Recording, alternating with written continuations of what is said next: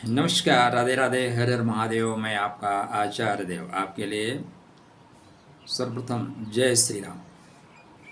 चुनाव की गहमा गहमी समाप्त हो गई, गर्मी उतर गई कि नहीं, तो माहौल परिवर्तित हो गया। जितना लोगों ने अपेक्षा किया था, जो उन लोगों ने कहा था 400 पार, सबको पता था 400 पार तो नहीं होगा। हम लोगों ने आकलन किया था 321 तक जाएगी, लेकिन 321 तक नहीं गई, 300 के आसपास सिमट रही है। लेकिन आने वाले टाइम में सीटें इम्प्रूव होंगी, कैसे लोग आके मिलेंगे। तो आज की वीडियो पे प्रश्न यह है कि क्या है, सरकार 5 साल चलेगी कि नहीं चलेगी। क्योंकि जिस तरह से परिस्थितियां बनी हुई हैं, मतलब 12 सीट वाले 14 सीट वाले खुद को प्राइम मिनिस्टर का दावेदार पेश कर रहे हैं, और जो 36 सीट 35 सीट पाए हैं उनको लगता है विश्व विजय उन्होंने कर ली है। तो मोदी जी के लिए बहुत कुछ नकारात्मक नहीं हुआ है, बहुत कुछ सकारात्मक हुआ है। देखने का तरीका अपना अपना है। अरुणाचल, उड़ीसा, सिक्किम, आंध्र प्रदेश, 4 प्रदेशों में विजय प्राप्त किए हैं। लोकसभा की नहीं, विधानसभा की। कई प्रदेश ऐसे हैं जहाँ पे क्लीन स्वीप किया है। हिमाचल हो गए, उत्तरांचल हो गए, मध्य प्रदेश हो गए, गुजरात में 1 सीट, दिल्ली हो गए। तो देखेंगे तो उपलब्धियां बड़ी हैं। लेकिन अगर आप दूसरे के लाइन को छोटा करके ही सोच के खुश हैं तो आपका अपना मस्तिष्क, तो 2029 तक चाय तो उबलेगी, ठीक है ना। अब ये अलग बात है कि आँच थोड़ी सी कम हो सकती है, लेकिन चाय उबलेगी ही, ठीक। लोगों ने प्रश्न करके ये कहा कि क्या नीतीश जी, जो पलटू राम के नाम से जाने जाते हैं, छोड़ देंगे भाजपा का साथ।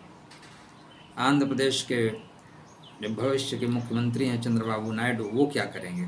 चलिए, आज का चर्चा का केंद्र बिंदु यही है। तो देखिए, भारतवर्ष की कुंडली के अनुसार भी ये निश्चित था कि एक अस्थाई सरकार बनेगी, ठीक। अब ये अलग याद है कि विशाखा का प्रभाव है, विशाखा का प्रभाव है, इसलिए 2 शाखाओं में चीज़ें बट रही हैं। तो कहीं ना कहीं एक बैसाखी तो लगी रहेगी, ठीक है। विशाखा मतलब 2 शाखा। किंतु यह निश्चित मान लीजिए कि चाय कड़क ही बनेगी, ठीक। हाँ, उसमें थोड़ी सी क्या है, गर्माहट कम हो सकती है, आँच मध्यम करके पकाया जाएगा। और यहाँ पे एक और चीज़ होगी कि इनको पुनः सोचने को एक बार मौका मिला है कि हम सबका साथ सबका विकास। सांप को दूध पिलाने से वो जहर उगलना बंद नहीं करता दोस्त, वो जहर उगलता ही है। आप अपने लोगों की अनदेखा करके और लोगों के लिए जाइए, ये आपके लिए आत्मघाती है। और यह चुनाव इसी चीज़ को बताया है, ठीक है। जो आपको 30-32 सीटें कम मिली हैं, 30-32 सीटें यही है कि पैराशूट से किसी को भी उतार दोगे और जनता जनार्दन आपको वोट दे दे, ज़रूरी नहीं है। उसका व्यक्तित्व देखना पड़ेगा। तो इनको खुद आत्मावलोकन करने का एक समय मिला है कि नहीं, सब कुछ आपके अनुसार नहीं होगा, आप थोड़ा जागृत हो जाओ। फिर भी जनता जनार्दन ने एनडीए को ही समर्थन दिया है, एनडीए को बाईकाट किया है। बोला आप अभी विपक्ष में ही 5 साल हल्ला मचाते रहिए, ठीक है। आप युवा थे और अभी युवा बने रहिए, ठीक। तो विपक्ष में ही रहेंगे। सरकार की, भारतवर्ष की कुंडली और नरेंद्र मोदी जी की कुंडली, दोनों को अगर सामने रख के बात करें तो इन्हीं की सरकार बन रही है, इन्हीं की सरकार चलेगी। हाँ, थोड़ा दबाव इसलिए रहेगा क्योंकि कस्टम भाव का प्रभाव अब नरेंद्र मोदी की कुंडली पर रहेगा, तो दबाव थोड़ा तो रहेगा, लेकिन बहुत ज़्यादा दिन तक नहीं रहेगा, ठीक है। ऐसा नहीं है कि बिल्कुल प्रेशर में काम करेंगे, थोड़ा सा प्रेशर लेना पड़ेगा, क्योंकि कुछ सहयोगियों की आपको भूमिका निभानी पड़ेगी। प्रश्न यह है कि 2 इनके जो प्रमुख सहयोगी हैं, एक श्रीमान जी पलटने के लिए जाने जाते हैं, कब कहाँ क्या पलटी मार दें उनको खुद पता नहीं है। दूसरे चंद्रबाबू नायडू जी, जो इनकी स्थितियां दिख रही हैं, देखिए अभी 13 जून के बाद 13 से 14, 15 आप देखेंगे, 13, 14, 15 जून के बाद इनकी सीटों की संख्या बढ़ेगी। तो आप बोलेंगे चुनाव हो चुका है, सीटों की संख्या कहाँ से बढ़ेगी। सीटों की संख्या जो निर्दलीय हैं वो इधर आके मिलेंगे काफ़ी संख्या में, मतलब अगर 2 अंक तक भी पहुंच जाएं तो आश्चर्य नहीं होगा। तो इनकी सीटें ऑलरेडी बढ़ेंगी। दूसरा, अगर नीतीश चले भी जाएं तब भी इनकी सरकार अल्पमत में नहीं आ रही है। चंद्रबाबू नायडू और नीतीश दोनों लोग अगर जाएं तब अल्पमत में आएगी। एक ऑफर आ रहा है नीतीश जी को उप प्रधानमंत्री बनाएंगे, तो अखिलेश कहाँ जाएंगे 36 सीट जीत के, ठीक है। चंद्रबाबू नायडू कहाँ जाएंगे, उनसे तो ज़्यादा सीटें हैं। तो ऐसा समीकरण परिस्थिति ने क्रिएट कर दिया है कि ये दोनों जाएंगे तो वहाँ करेंगे क्या। इसलिए और आने वाले समय में कोई ना कोई दल ये जोड़ लेंगे अपने दल में जो उनका दलदल है वहाँ से निकाल लेंगे। तो निश्चिंत रहिए, कुछ सबक ज़रूर मिला है। अति आत्मविश्वास 400 पार अति आत्मविश्वास दे दिया। और जो एक तबका है अपना बहुसंख्यक तबका, वो सोया हुआ है मस्ती में। उनको कुछ भी कर दो वो जगेंगे नहीं, कुछ भी कर दो 2 घंटे धूप में लाइन लगा के वोट देंगे नहीं। तो उसका खामियाजा तो आपको भुगतना ही पड़ेगा, ठीक। एक वो तबका है जो सीधा ये कहता है कि जो मोदी को हराएगा उसको हम वोट देंगे। उसको कोई मतलब नहीं है कि पानी मिल रहा है, एजुकेशन मिल रहा है, रोज़गार मिल रहा है। सिर्फ एक ही टारगेट है, पहले अपना भाई और नहीं तो दूसरा जो हरा सकता है वो सफाई, ठीक है ना। उनका एक ही टारगेट है। आपका टारगेट क्या है आप देख लीजिए। तो ये परिस्थितियाँ, क्योंकि जो ऊपर बैठे हैं उनका क्या है, वो तो चले ही जाएंगे, लेकिन आप, राष्ट्र आपका है, समाज आपका है, कहाँ ले जाना चाहते हो। तो जागृत रहिए। जो कुंडली कह रही है, कुंडली सीधे सीधे कह रही है कि थोड़ा सा प्रेशर रहेगा। और जो ये अल्टा पल्टी वाले हैं ये थोड़ा सा दबाव बनाएंगे 23 जून के बाद। 23 जून के बाद कुछ स्थितियाँ ऐसी होंगी कि कुछ इस तरह की हरकतें कर सकते हैं, ठीक। दूसरा दबाव बनेगा 26 अगस्त के बाद।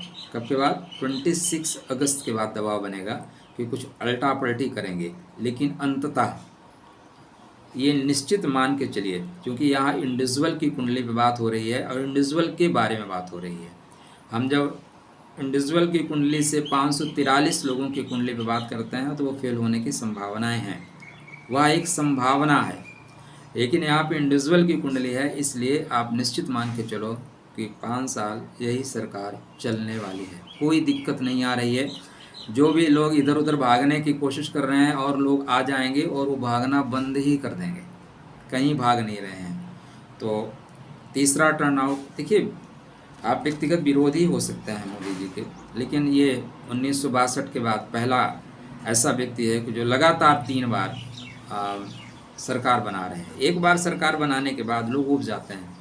आप अपने सीनियर अधिकारी जो 2 साल काम करते हैं उनको 2 साल में गाली देना शुरू कर देते हैं। आप खुद बनते हैं तो लोग गाली देते हैं।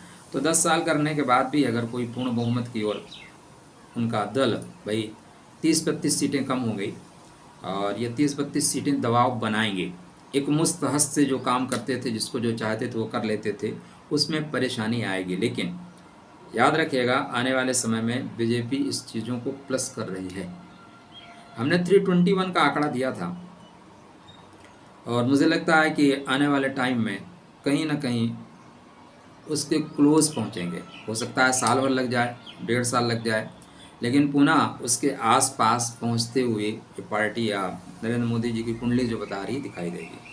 थोड़ा दबाव में काम चले करेंगे। 2024, 2025, 2026 में पुनः स्पीड पकड़ेंगे और जिस के लिए ये जाने जाते हैं, जिस कार्यशैली के लिए मोदी जी जाने जाते हैं, वह कार्यशैली अपनाते हुए काम करेंगे।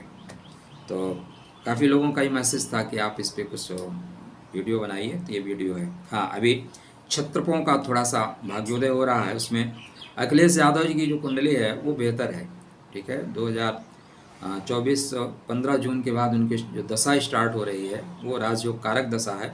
तो आने वाले समय में क्षत्रपों में अखिलेश यादव का भविष्य निश्चित रूप से ज़्यादा बेहतर होगा। ममता जी की कुंडली पे थोड़ी सी प्रेडिक्शन मेरी सही नहीं रही, बिल्कुल नहीं रही।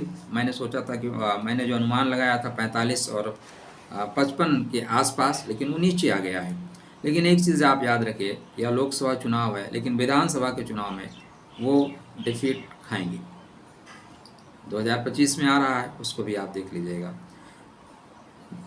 कुछ लोगों ने आगे कहा कि आपको ज्योतिष का काम बंद कर देना चाहिए। वही लोग हैं जो पड़ोसी का बच्चा तो टॉप कर रहा है ना, लेकिन इनका बच्चा अगर एक बार 100 नंबर पा जाए तो उसको बोलते हैं तुम तो बंद कर दो भाई, क्योंकि तुम्हारा बच्चा इस बार 95% नंबर नहीं पाया है।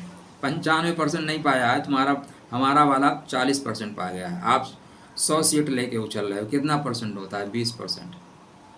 एक पार्टी 50% 45% सीटें पा रही हैं, ठीक है, बहुमत को देखोगे तो 50 से ज़्यादा है उसके लिए। और आप इस तरह के शब्दों का उपयोग कर सकते हैं, तो ये आपकी अपनी व्यक्तिगत चेतना है, व्यक्तिगत मस्तिष्क है, उसका उपयोग करें। लेकिन 2029 तक चाय चढ़ी है और चढ़ी रहेगी। आने वाले समय में ये विपक्ष में थे और विपक्ष में ही रहेंगे। कोई भी परिस्थिति आए, माने स्थितियाँ कुछ भी आए, ऐसी ही स्थिति भारतवर्ष की कुंडली और नरेंद्र मोदी जी की कुंडली बता रही है। आप ये राधे राधे।